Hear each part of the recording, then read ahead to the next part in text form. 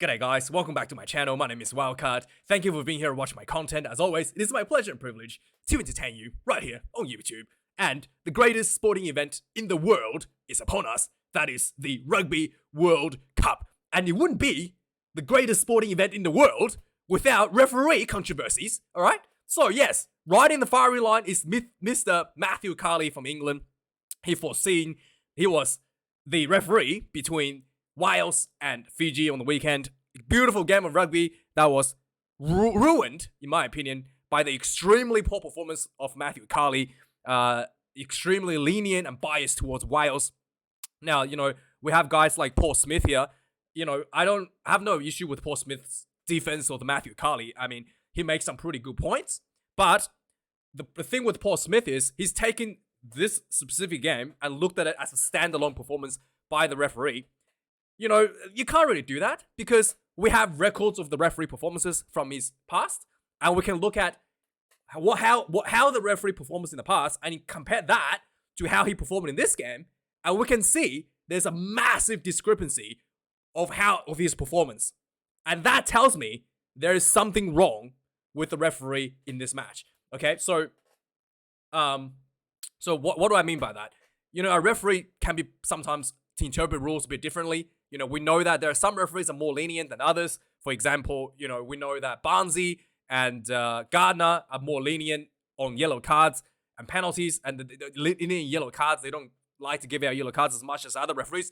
That's very consistent between the referees, okay? No matter where Barnsley and Gardner is refereeing for, they're gonna always be like that. They're gonna be always consistent, which I do respect. Matthew Carley's performance in this match is grossly inconsistent from his own performance just 2 weeks prior between the All Blacks and the Springboks. So let's go back and watch what happened. I actually went back and watched this game and counted exactly the penalty that was issued out by Matthew Carley. Matthew Carley gave out 2 yellow cards, back-to-back yellow cards against the All Blacks for repeated penalties. So let's have a look at what happened leading up to the 2 yellow cards.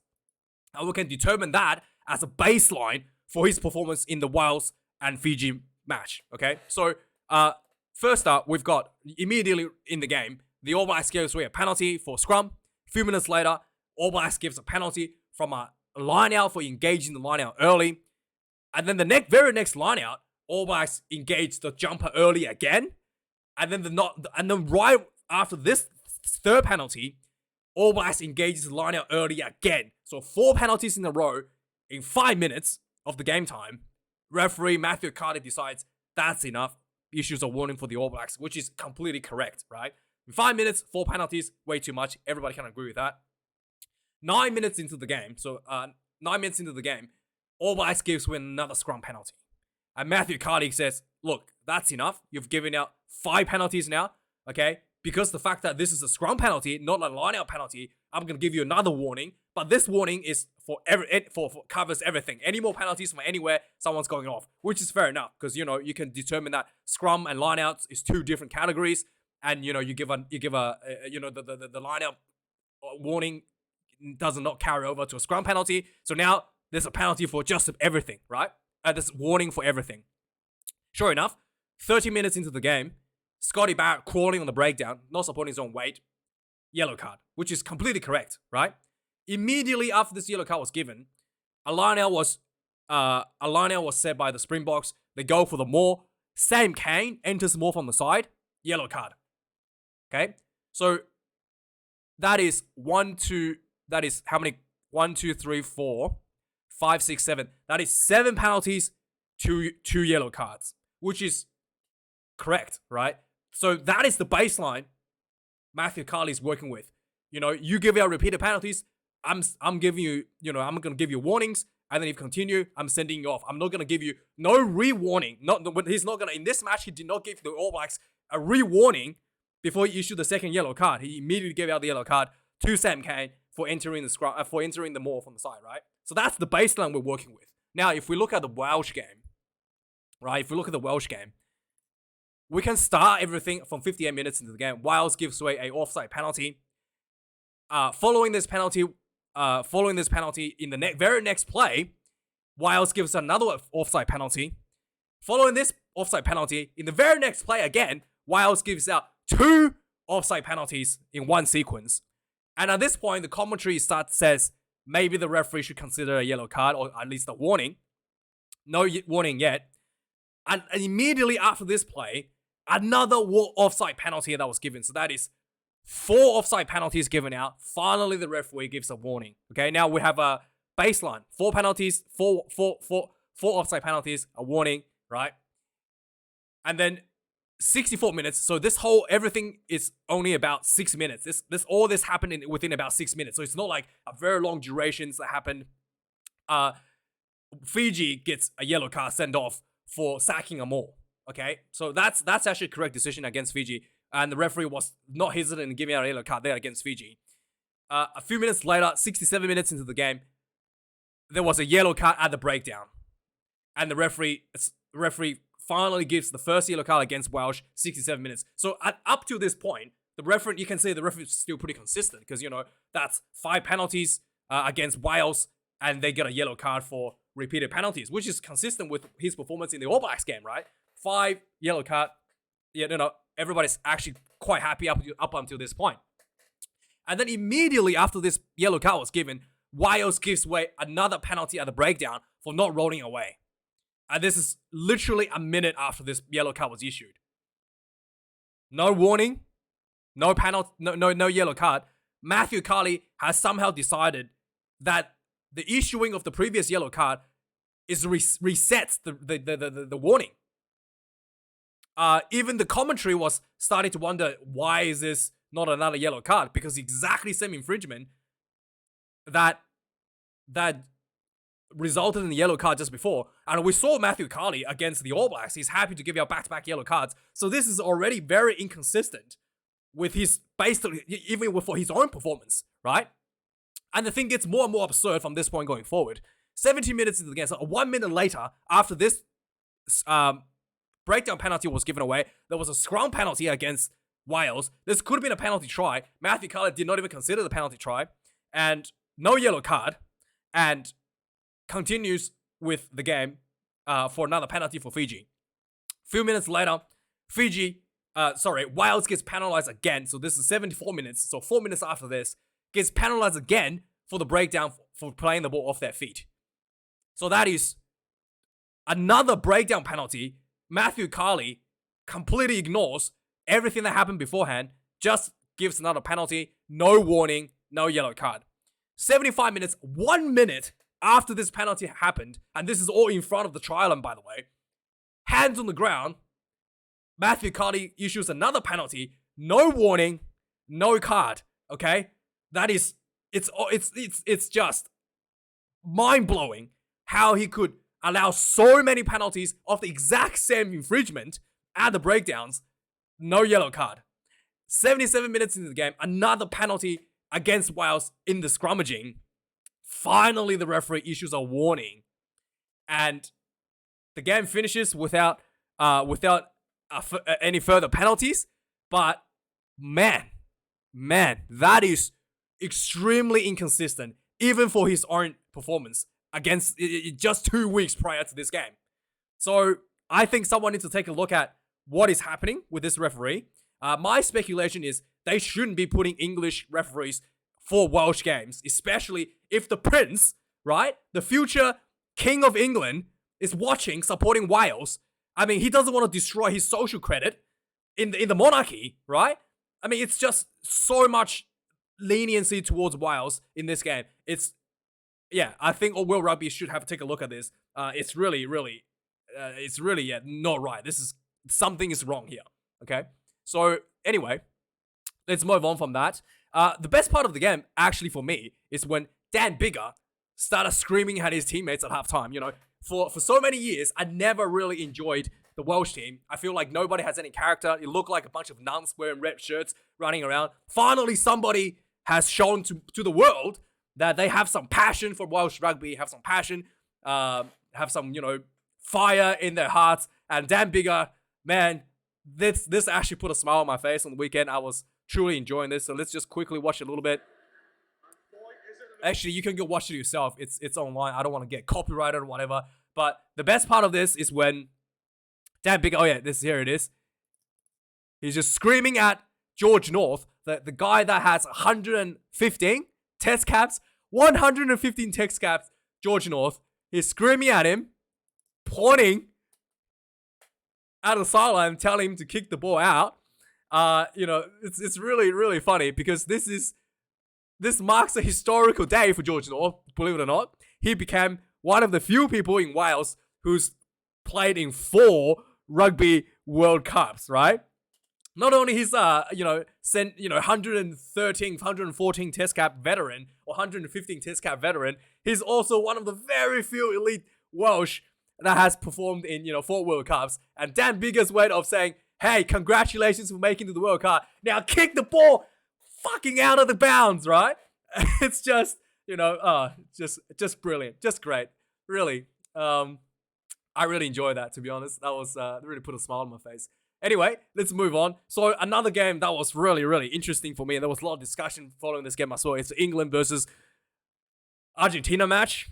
George Ford put on an absolute masterclass against Argentina. Especially England had to play with 14 players for pretty much pretty much like 75 minutes of the entire of the match.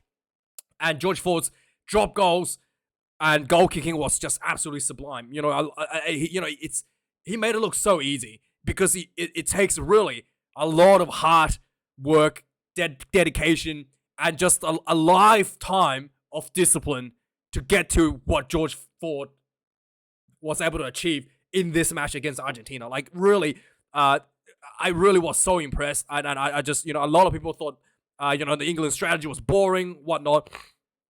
But man, you really gotta appreciate the discipline, the hard work that's put in behind the scenes to make it look so easy, to make it look so good, and to make the whole strategy work for England's favor and executing it perfectly in the biggest stage of them all. It's just incredibly impressive. Like, I was, despite the fact that my recurring nightmares from 2003 has somehow manifested itself as a reality, right? I still think that this was very, very impressive. Some people might say, the rules might need to be changed because George Ford was kicking those 50-meter, drop goals way too easily. My solution is to make the ball heavier, actually. If they wanted to really discourage people from kicking 50-meter drop goals because you are, technically not playing rugby, if that was your argument, I think there probably is a case to make the ball a little bit heavier and not allowing people to kick it so easily for 50 meters and encourage more running game. That's my solution if you wanted to look at that as an issue.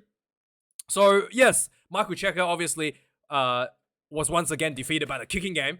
Ironically, he was defeated by England in the Rugby World Cup whilst coaching the Wallabies in 2019 to Eddie Jones's kicking game. 4 years later, he lost the kicking game once again. He kind of came out and sort of made a statement that he felt that there was way too many stoppages that was created by the English team, which played into the England's favour, not allowing fluidity on the field. I did think that could be a merit, that could be a point, but I really felt that Argentina was blindsided by the English strategy, and it really looked like they were underprepared for what was coming from the England team. That's my assessment.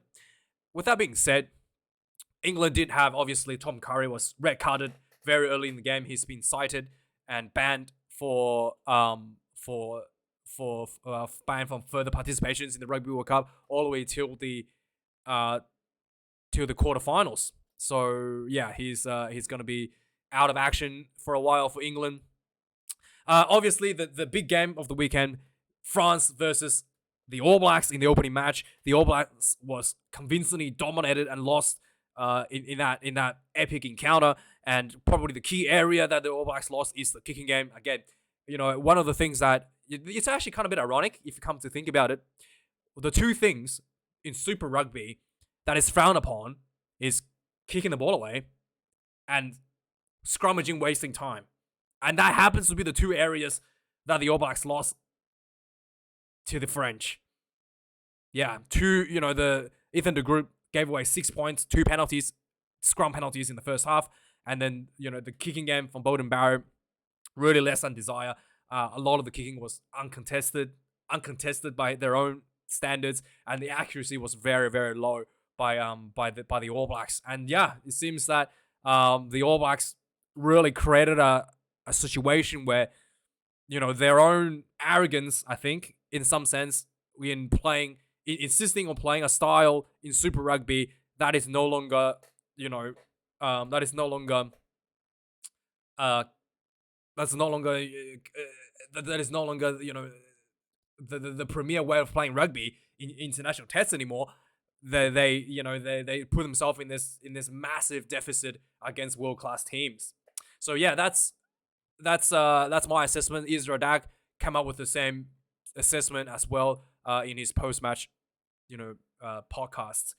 And for the French team, Julien Marconde, the hooker, came off early in the game. He is going to be suffering a hamstring injury, and he's going to be out for about he's out for the entire pool stage of the Rugby World Cup for the French. But luckily, the French don't really have anything. They have pretty easy pool to get out to the semifinals, especially after winning against the All Blacks. It's very unlikely that they would even struggle without him, so it's not too much of an issue.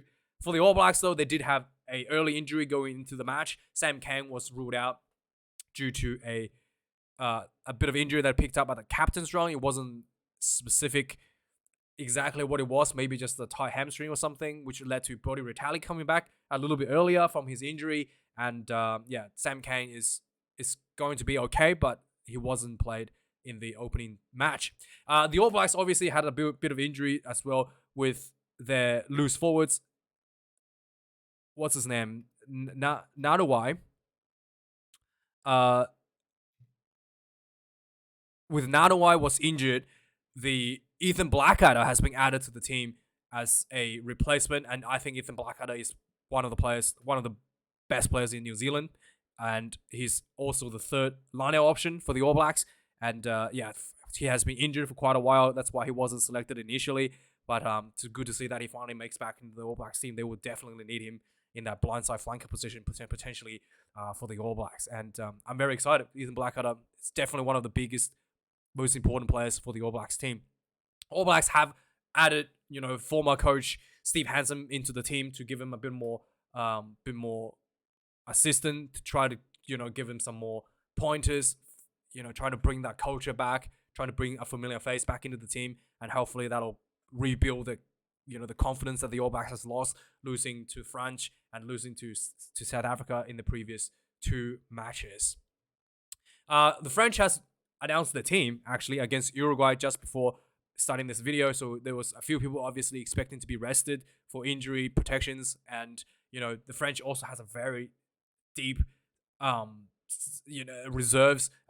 Good to give them a time to some game time. So let's have a quickly go through the team. We got Jean-Baptiste Gros coming in number one position. Pierre Bogarit comes in number 2. Dorian Aldegheri, number 3. Cameron Wookie gets a number 4 jersey once again. Romain Taufifenua, that one, someone who's always coming off the bench for the French team, gets to start at number 5 jersey. Paul Baudegent comes in number 6. Sekou Makulu, number 7. And Anthony Jellock comes in at number 8 for the French. In the back line, Maxime Luku comes off the bench at number 9 jersey. Antoine Hastaway comes in at number 10. Gabien Villiers returns at number 11 jersey. Yoram Moefana stays at number 12 jersey. Arthur Vincent gets caught in at number 13 jersey. Luis Bieri comes in at number 14 jersey, a very exciting winger. And finally, Malvin Jaminet, the goal kicker, another guy who's close to 100% in his goal kicking accuracy, comes in at number fullback position. Replacements, we got Petau Movaka comes in at hooker. Red Avadi at number 17. Sipili Falatea comes in number 18 for the front rowers. We got Bastien Chalurio comes in number 19. Thibaut Flament gets a bit of rest on the bench at number 20. Francois Cox comes in number 21. Baptiste Couillou, number 22. And Thomas Ramos, the starting number 15, gets moved to the bench at number 23. It's still a very, very strong French team up against Uruguay, who will put out the upset against Fiji in the last World Cup. So obviously the French would looking to not underestimate the team in this match. In the other big match in Pool B is the defending world champions, the Springboks, against Scotland. Springboks had a pretty dominant performance over Scotland. Really didn't snuffed out a lot of the Scotland's opportunities and only conceding one penalty goal for the entire entire match. And whilst using that extremely good defense to break down the Scottish team, putting themselves in a good position for offensive maneuvers and getting themselves 2 tries in the process. So this was a really good performance by South Africa, 18 points to 3 over Scotland team. Ibn Isbeth did come off the game very early in the match, around 30 minutes, and he told his team that he's got a sore shoulder. At this stage, there's no indication of how bad the injury actually is. Rassie Rasmus basically said that this could be just a 10-day injury, but they will do a scan to see if there's further damage to his shoulder or not. That might see him ruled out for longer periods. Jesse Kriel obviously took out a player in the air. Jack Dempsey, I think it was. There was a head-on-head contact between Jack Dempsey and Jesse Kriel. I thought he took out a play in the air as well later on. But anyway, he was cited, but the citing committee dropped the citing, said it was okay. So he's cleared from any sort of match ban. There was no citing at all for him, so that was a big escape from him. There was some talks about the light show that was happening from the coach's box, from the Springboks. There was obviously people always hate on the Springboks, coming out with all sorts of statements. So they should ban this. Is this good for the game? You can do whatever you want. Like, why would you ban a team's from doing anything? Like, it's just absurd. Some of these comments I've been reading, but it's really easy to figure out what they're actually doing here. To be honest, every time they show this, it just happens to a penalty where they want to decide whether they want to kick the goal or not. So if Rassie shows this, and you can see that his assistant's already pointing at the goal. If Rassie shows this, it means they want to go for the goal. If every time they get a penalty, whether they try to decide whether they kick the goal or not, Rassie showed, someone in the coaching box showed a light. So yeah, that could be. I think that's basically what this is. It's not something too complicated, and just an easy way to communicate to the players on the field what the coaches want when it comes to those big moments. The Scotland was, obviously defeated. Gregor Townsend came out, stated his frustrations. He felt that, he felt that the TMO should have cited Jesse Kriel, whatnot. But still, I think Gregor Townsend, no matter what happened in the game, his team was pretty much convincingly beaten in this day. There was also another incident where Finn Russell could have been technically, yellow carded with a shoulder charge onto Jesse Kriel. Angus Garner deemed that a rugby incident, a rugby collusion, which means that he wasn't really attempting a tackle. He was just 2 players colliding each other by accident. So that's Garner's, that's very consistent with how Angus Garner see these sort of things. So I actually have no issue with that. So it's consistent across the board for both teams. Also, Ireland came out with a big win over Romania. 12 tries scored. Johnny Sexton returning for Ireland team really put the Irish from, really struggling, clunky, messy, struggle street warm-up matches to absolute try-scoring machines in this match. And I thought it was really impressive when they were 11 tries on the board into extra time and worked, extra time to get the ball turnover just in front of their own try line, and then ran, almost 100 meters to the other end to score an extra try, just to make sure that they get as many points as they can to try to make out of the pool of death in Pool D. So that's just the mentality the Irish brought to this game, and that is just, the players were absolutely gassed out. It was extremely hot out there, and they were still able to, put in that extra effort to put in that extra try. Was very, very, big effort from the Irish team. That's the mentality you need to win the Rugby World Cup. The Wallabies has won their first game in 2023, beating Georgia 35 points to 15. I thought there was a very good performance by Donaldson, who was put in the fullback position and taking over the goal kicking duties. And I think he missed one, but landed everything else, which was really, really impressive from him, kind of solving that kicking problem. Especially if Donaldson, again, a lot of work has been done in the background for him. His goal kicking wasn't that great last year. Everybody remembers him missing that crucial match-winning goal, a conversion against Italy, not in a difficult position, let's face it, to kicking almost 100% in the weekend against Georgia from just about anywhere on the field. That was very good. Shows a lot of heart and dedication, hard work behind the scenes. He's worked very hard in Super Rugby as well. So yeah, really congratulations to him, and he makes me really happy. And hopefully Eddie Jones figured out a way to fit him into the team with Andrew Callaway, at number 15 jersey these days. We'll see how Eddie Jones goes with Fiji coming up this weekend. Obviously, Eddie Jones gets booed every time he's shown on TV these days, and I think Eddie Jones will relish that. He really likes, being able to create a emotional response from people. And I think Eddie Jones, he's not going to be phased. And the more booing you do to him, he's just going to use that as motivation to work harder, which I think is good. I need Eddie Jones to work overtime for the Wallabies, which is good. So keep it up. Eddie Jones, obviously, has got Fiji coming up this weekend. Big loss going into this match. Tay McDermott is ruled out of the match, and I think he was fallen on the ankle. Was it an ankle?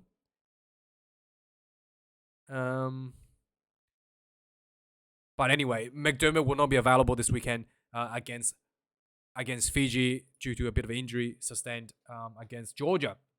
Japan beats Chile in a pretty impressive match. I thought Chile was actually really good in the early parts of the game, and they kind of came out and really looking like they were contesting against Japan, but slowly and surely the structure, the experience from the Japanese team took over and put the Chileans away. It was a bit of a sloppy game for Japan. There was, I think, a yellow card, at least a couple yellow cards actually issued out by Nick Barry, and the handling was a little bit sloppy. It's very hot out there, but they did manage to get that important bonus point win over Chile. The final score was, let's just get it up here.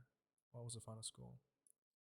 42 points to 12. So yeah, despite this, the clunkiness, Japan was able to close out the game in the second half. The Himeno, the captain, my favorite player from the Japanese team, Himeno-san, he was injured going into this match, so he wasn't playing this game, which was a big loss. But yeah, we'll be seeing him soon returning to the Japanese fold. So in the other match was Italy versus Namibia. Again, this match was very closely contested for like maybe the first 30 minutes or so. Namibia was well in the match against the Italians, and it was looking like there might be a potential for some upsets in the making. But eventually, in the second half, the Italians the Namibia team just looked really tired and worn out, and Italians was able to run away with a bonus point win and 58 points to 8. It was very close in the first, in the first 30 minutes or so, and then the Italians slowly but surely ran away with the game. 58 points to 8 over bonus point win for the Italians over Namibia. And finally, this bit of news that came out last week that Julian Savea left the Hurricanes in Super Rugby, and he was saying that he's going to announce this week which team he's going to be signing into, and he's signed with the Moana Pacifica, which is a very interesting because we know that Savea has a heritage to Samoa, so maybe he'll be looking at playing for Samoa in the next Rugby World Cup. Who knows, right? But so Savea probably, is a very great addition to Moana Pacifica, a team that needs more experience, needs more, role model in the team to help them get themselves to that next level in Super Rugby. And it's good to see that the World Cup winner goes to a team that desperately needs more talent. Anyway, guys, thanks for watching this video. That is all the news for this week. Like, comment, subscribe, and I do appreciate you watching my videos. Thanks to everyone who donated money or supported me financially through Patreon. It really helps me a lot. I do appreciate that. And thanks for watching, guys. I'll see you guys later this week for the previews, and then on the weekend for the reviews. Thanks for watching. Have a good one. Cheers.